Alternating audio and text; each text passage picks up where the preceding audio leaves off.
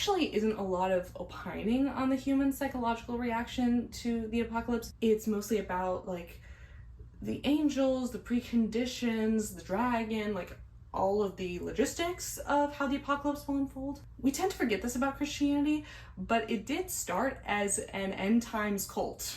Like St. Paul, and other religious leaders during and the years after Jesus' death believed that Jesus would return from the dead in their lifetimes and bring forth the end of ordinary reality and initiate reunion with the divine. Now, 2,000 years have passed, and so theologians have had to do some work to explain why, in fact, there has not been the second coming. It's because the Jewish temple needs to be rebuilt and destroyed again. It's because not everyone has had the gospel preached to them. So we need to get those missionaries out there to every corner of the earth and convert folks, or give them the opportunity to reject the religion and die in the apocalypse because they knew better. Or it's because the Antichrist hasn't started the final battle, or it's because, the Lord works in mysterious ways. There are Christian denominations that have falsely predicted the apocalypse numerous times.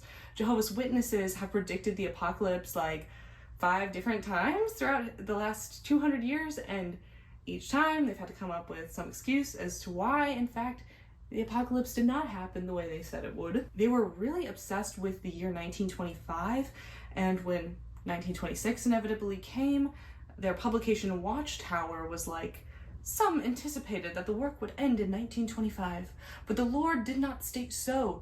The difficulty was that the friends inflated their imaginations beyond reason, and that when their imaginations burst asunder, they were inclined to throw away everything. Okay. Sure. The world is going to end tomorrow at dawn. Oh, nuts. You sure it's tomorrow? Afraid so. Right at dawn. Zorp is going to be here to free you from your flesh.